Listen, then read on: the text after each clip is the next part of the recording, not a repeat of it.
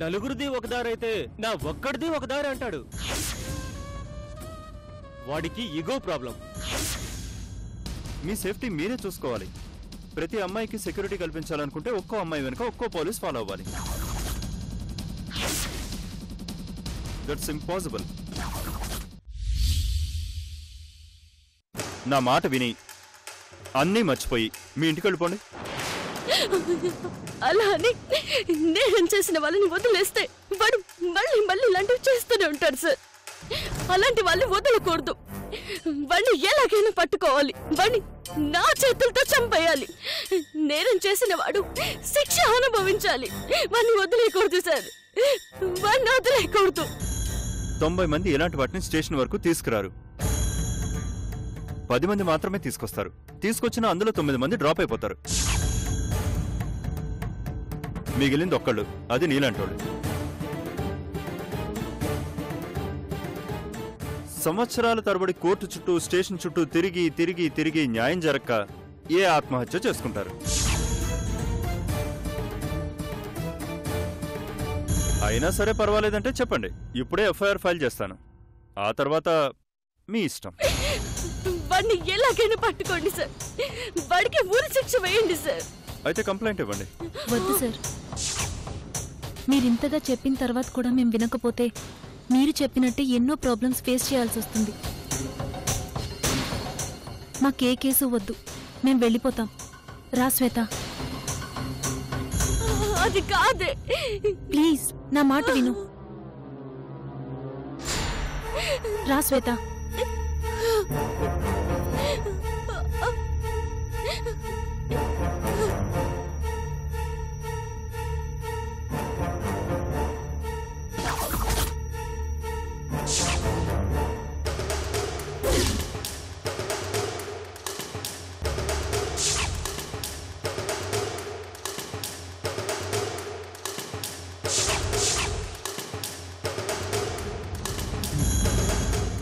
జరిగింది ఇది మేడం.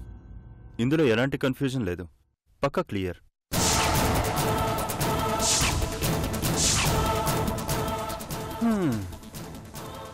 ఎక్కడో భీమవరం నుంచి వచ్చిన అమ్మాయి నా స్టేషన్కి వచ్చి ఎవడో అన్నోన్ పర్సన్ నా మీద అటెంప్ట్ చేశాడని ఒక వైట్ పేపర్ మీద 4 లైన్లు రాసేసి నా మొహాన్ని కొట్టేసి వెళ్ళిపోతుంది.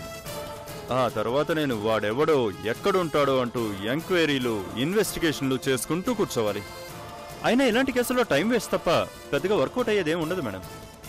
అందుకే 4 మంచి మాటలు చెప్పి పంపించేశాను. This is the in and out madam.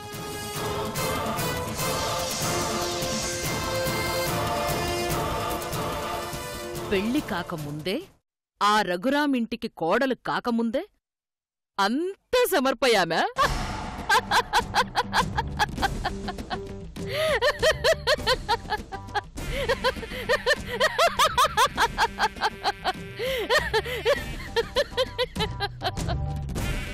దొరుకుతావనుకున్నాను గాని మరీ ఈ రేంజ్లో దొరుకుతావని మాత్రం అనుకోలేదు.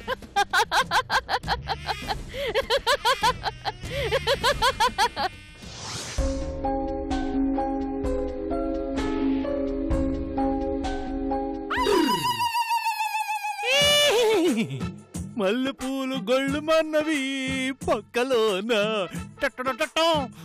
లహరా లహరా, ఏంటి ఇది అన్యాయం లహరా. పువ్వులు కట్టడంలో అన్యాయమే ఉంది. ఈ మల్లెపూలు ఎప్పుడో మన ఫస్ట్ నైట్ పక్క మీద నలిగిపోవాల్సింది. అప్పటి నుంచి ఇప్పుడు దాకా కాలేదు, కాలేదు. మా అమ్మ వచ్చే టైం ఉంది, బయటకెళ్ళు. ఎంతకు ముందైతే భయపడాలి గాని ఇప్పుడు నేను అత్తయ్యకి పర్సనల్ అసిస్టెంట్ కదా, నో భయంస్. బెంగళూరు నుంచి వచ్చినంత వరకు కుక్కర్ లోపల కట్టమంది, నిన్ను బయట పెట్టమంది. మర్చిపోయావా? అది నేను ఒకటేనా? మా అమ్మ దృష్టిలో ఒకటే. మరి నీ దృష్టిలో? మా అమ్మ మాటే నా మాట. ఇదిగో లహరే, ఏ వయసులో జరగాల్సిన ముచ్చట ఓ వయసులో జరగాలి. అత్తయ్య వెళ్ళి 2 రోజులు అయింది. అసలు ఎంత మంచి సెన్స్ మిస్ అయిపోతావు నీకు తెలవట్లేదు. రా లహరే, రా చెప్తాను.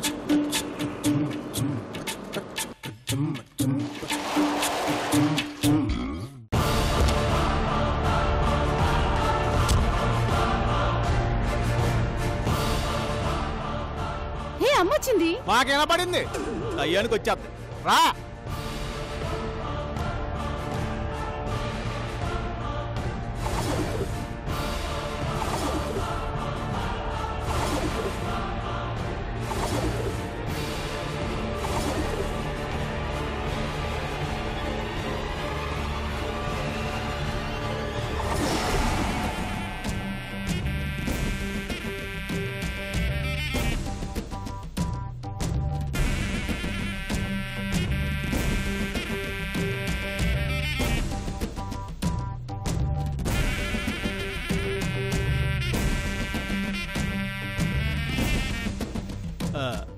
ఎల్లిన పని ఏమైంది అత్తయ్య?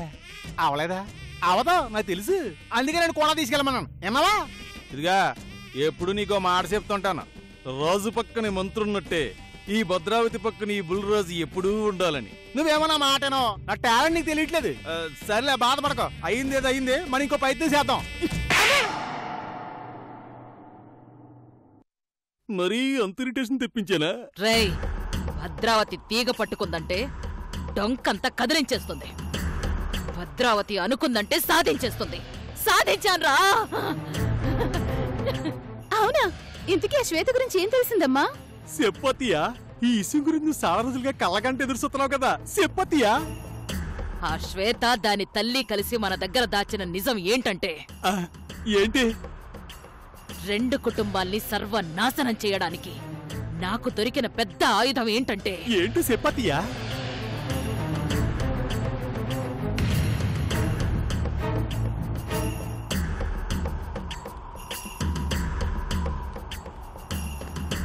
ఆ ఇష్యూ మళ్ళీ పూలెట్టుకుని మరీ చెప్పాలా, మామూలుగా చెప్పకూడదా? చెప్తాను రా.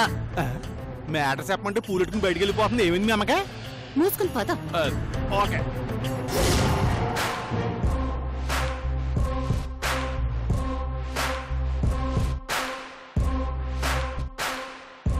రేయ్, దీని మీద మూతతి. ఏదో మొంత మీద మోత తీయమన్నది ఈజీగా చెప్పేశా, అది మురుగ్గోట మీద మోత. అందుకే నీకు చెప్పాను, వచ్చి తీ.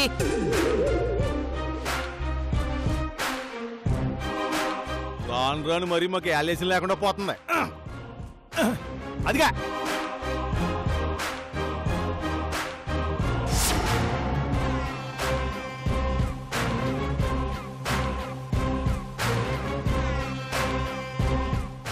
అదేంటమ్మా పువ్వులు అందులో పడేశావు? ఆ శ్వేత పరిస్థితి ఇలా అయిందమ్మా.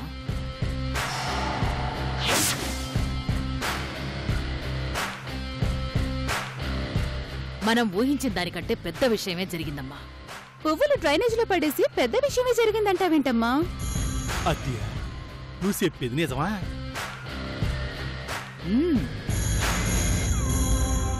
రఘురామ్ గారి కాబోయే కోడల పరిస్థితి ఇదా? నీకేం అర్థమైంది? రోజు నా పిచ్చి పెళ్ళమా, ఎంతో పవిత్రమైన పూలు మురుగుంట్లో పడిపోయినాయి అంటే వాటి పవిత్రత కోల్పోయినాయి అని అర్థం. అంటే శ్వేత పూజకు పనికిరాని పువ్వు అయిపోయిందని అర్థం.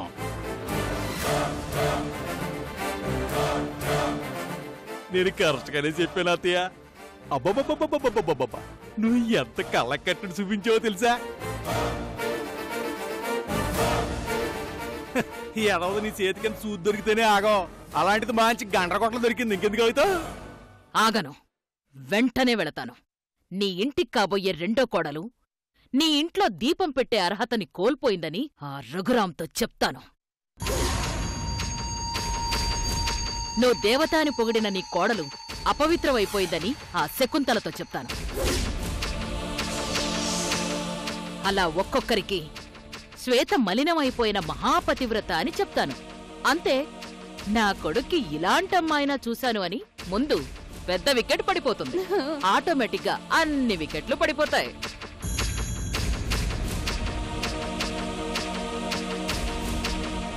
అందరూ చస్తే ఆ ఇల్లు దెయ్యాల దిబ్బవుతుంది.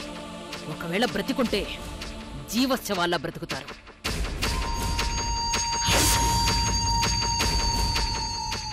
ఏదేమైనా ఆ ఇల్లు ఒక పాడుబడ్డ బంగ్లాలా, ఒక శ్మశానంలాగా అయిపోతుంది.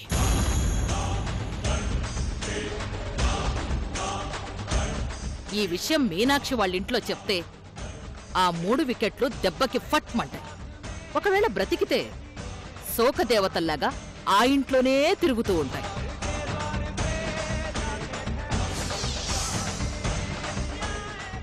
నలుగురిలో తలెత్తుకుని తిరిగే ధైర్యం చెయ్యలేవు. వెంటనే నాకు దొరికిన బ్రహ్మాస్త్రాన్ని వాళ్ల మీద ప్రయోగించి వస్తా. ఎల్లత్తయ్య, నువ్వెక్కడ తగ్గద్దు, ఇదే పోర్స్ మీద వెళ్ళిపో. ఈ దెబ్బతో నీకు అన్ని ఆలక్లీన్ అయిపోతాయి అంతే.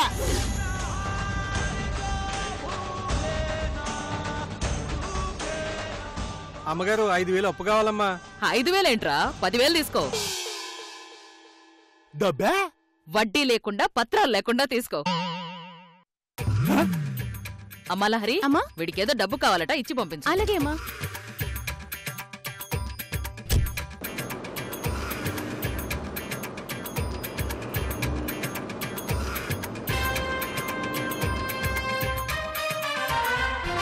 అమ్మగారు 5,000 అండి. ఏంట్రా మా అత్తయ్య మాటలు నమ్మేసావా? ఏదో ఆనందం అలా చెప్పేసింది గాని డబ్బుల విషయంలో మా అత్తయ్య ఎప్పుడు మారదాం. అదేం కాదు, అమ్మ నిజంగానే చెప్పింది. అమ్మ సంతోషంగా ఉంటే అంతే. అందులోనూ ఇప్పుడు గెలవడానికి వెళ్తుంది కదా. మరి ఈ సంతోషంలో మనకేం లేదు. అచ్చీ! నీకు 5,000 తెత్తదలా? మాకేం పని అవట్లేదు ఇక్కడ. 5,000 గాగులోని కానులకి కంచం.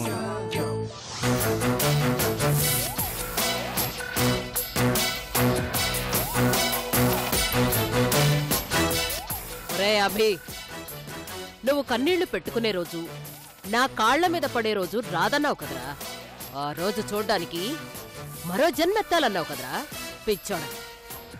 మరో జన్మెందుకురా, ఈ రోజు చాలురా. కాసుకోరా నా అస్త్రాన్ని.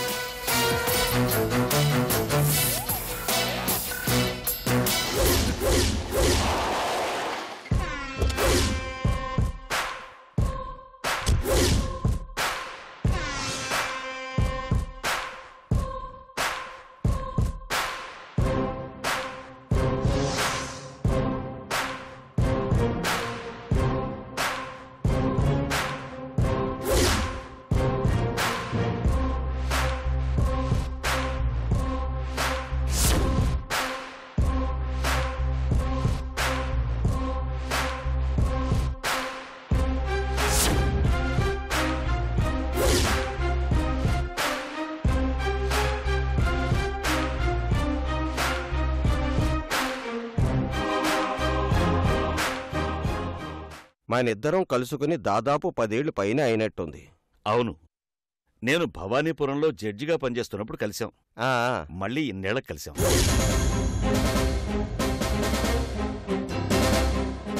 మొత్తానికి పెళ్లి డేటు 16వ తారీఖున ఫిక్స్ చేశారన్నమాట. అవును. బియ్యంకుల గురించి, ముఖ్యంగా అమ్మాయి గురించి 4 చోట్ల ఆరా తీశారు కదా? నేను తీశానుగా ఆరా. అమ్మాయి నా స్నేహితుడి కూతురే.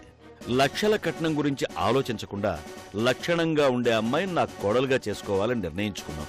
అవునవును, చాలా లక్షణమైన అమ్మాయి. నేనిలా అంటున్నానని మరోలా అనుకోవద్దు. రోజులు మారాయి. పిల్లల అభిప్రాయాల్లో, నిర్ణయాల్లో మార్పులొచ్చాయి. వాళ్ళకేం కావాలో మనల్ని అడగకుండా వాళ్లే సెలెక్ట్ చేసుకుంటున్నారు.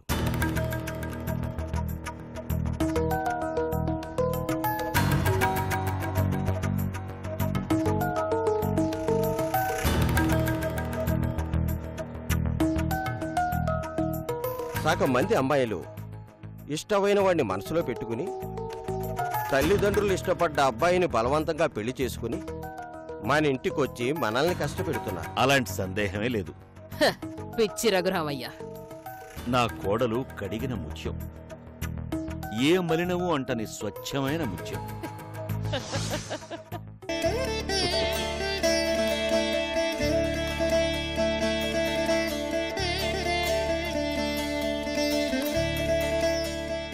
నలుగురు మంచి కోసం ఆలోచించే పిల్ల అందరు దేవుళ్ళు కలిసి వరం ఇచ్చినట్టు మా ఇంటి దేవతగా రాబోతుంది.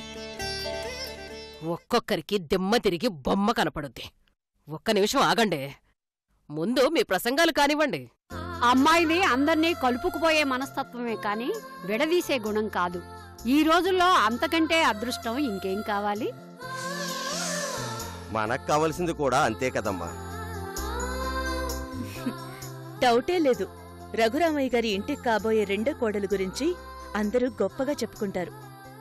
అవునవును, చాలా గొప్పగా చెప్పుకుంటారు. ఏమయ్యా పెళ్లి కొడక, నువ్వు మాట్లాడవే? నాకు కాబోయే భార్య దేవుడి చెంతకు చేరే పరమ పవిత్రమైన పుష్పం లాంటిది. ఎందుకంటే నేనేం చెప్పలేను. పుష్పం అట. అందరి మాటల్ని ఒక్క మాటలో చెప్పేశారు అభి. అయ్యగారు అంతేనండి, మీరే నా సుండదండి.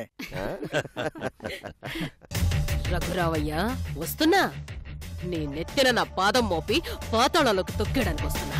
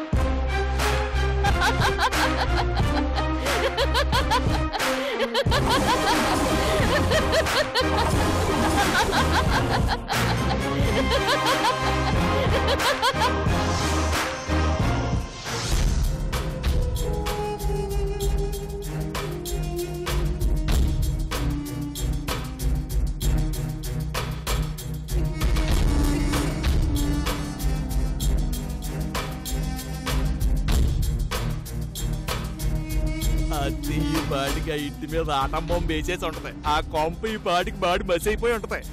ఆ ఆనందంలో లగెత్తుకుని వచ్చేస్తుంటది. వచ్చిన అంటనా, ఒరేయ్ నేను సాధించిన ఈ జీవంలో నీ సాయివే ముచ్చిపోయిందని చెప్పి మనల్ని శబాస్ అని పొగిడేద్దే. మన సోమరానికి మొత్తం మీటింగ్ చేద్దే. ఎంతసేపు అదే కోలా. పులిరాజా బాధల పులిరాజీ, బుల్రాజు బాధల బుల్రాజీ. చెత్త మాటలు మాట్లాడుకు. మా అమ్మకి ఏమైందా అని నేను టెన్షన్ పడుతున్నాను. కరెంటు వల్ల మనుషులకు ప్రాబ్లం గానే మనుషుల వల్ల కరెంటు ప్రాబ్లం ఉండదు. పైగా మీ అమ్మ ఏమన్నా మామూలు మనిషా? మంచి ట్రాన్స్ఫర్. ముట్టుకుంటే ఎవడైనా సరే మాడి మసి అయిపోతాడు. అదిగో కారు వచ్చేసింది. ఆహా, అతి దుమ్ము లేపుకుండా వచ్చేసింది.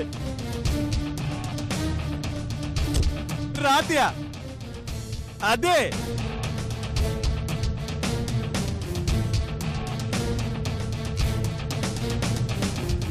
ఆహా, అత్తి రేసుకులలో దూసుకొచ్చేస్తుందంటే ఈ జయకేతనం ఎక్కడ వేసిందనమాట. అమ్మ వెళ్ళిన పని ఏమైందమ్మా? చెప్పేశావా? ఏంటమ్మా ఏం మాట్లాడు? చెప్పమ్మా. నా తండ్రి చంపిన రఘురాం చచ్చాడా? వాడి మనుషులందరూ చచ్చారా? ఆ ఇల్లు శ్మశానంగా అయిపోయిందా? నీ పగ ప్రతీకారం అన్ని చల్లారయ్యా. చెప్పత్తయ్య, ఆ ఇంట్లో మారణోమం సృష్టించేసావా? మారణాయుధాలు లేకుండానే అందరినీ చంపేశావా? ఆ నిజాన్ని అందరికీ బట్టబయలు చేసేసావా? అడుగుతుంటే చెప్పవేంటమ్మా?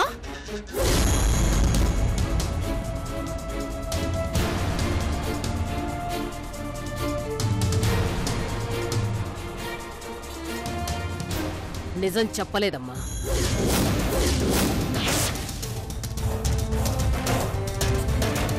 చెప్పలేదా? లేదు. అదేంటత్తయ్య, ఆ నిజం తెలుసుకోవడం కోసం ఎన్నో రాత్రులు నిద్ర లేకుండా గడిపావు. ఆ స్వర్ణం సంపాలనుకున్నావు. బెంగళూరు దాకా వెళ్ళి ఎంక్వైరీల మీద ఎంక్వైరీలు చేసి మరీ తిరిగి వచ్చి నిజం చెప్పేస్తానని ర్యాకెట్లా దూసుకెళ్ళి చెప్పకుండా వచ్చేసేవండి. నిజాలు ఖనిజాలు లాంటివి. అవసరమైనప్పుడు తవ్వి బయటకు తీసుకోవాలి. అవసరం లేనప్పుడు భూమిలో భద్రంగా దాచుకోవాలి. ఎక్కడో 7 అడుగుల లోతులో ఉన్న నిజాన్ని తవ్వి బయటికి తీసి ఇప్పుడు దాచుకుంటానంటే అత్తయ్య. నీ నిర్ణయం మార్చుకున్నావంటే అంతకంటే పెద్ద నిర్ణయం మరేదో తీసుకున్నావని నాకు అర్థమైందమ్మా. అవును, నువ్వు ఊహించింది కరెక్ట్. ఒక్క నిజంతో అందర్నీ నించున్న చోటే గొయ్యి తీసి కప్పేయాలనుకున్నాను. అదే కసితో, అదే కోపంతో, అదే ఆవేశంతో వెళ్ళాను. కాని అక్కడకు వెళ్ళాక కాబోయే కోడలి గురించి ఒక్కొక్కరు గొప్పగా చెప్పుకుంటుంటే విని ఆగిపోయాను. ఇప్పుడు అది మీనాక్షి కూతురు. రేపు పెళ్ళయ్యాక ఆ రఘురాం కోడలు. అదేదో పెద్ద సుట్టి రహస్యం చెప్పినట్టు చెప్తే ఉంటే అత్తయ్య. సృష్టి రహస్యం అయితే కాకపోవచ్చు, కాని నా పగ 10 రోజులతో పోకుండా 10 కాలాల పాటు మిగిలిపోయే రహస్యం అయితే ఉంది. ఏంటో అది?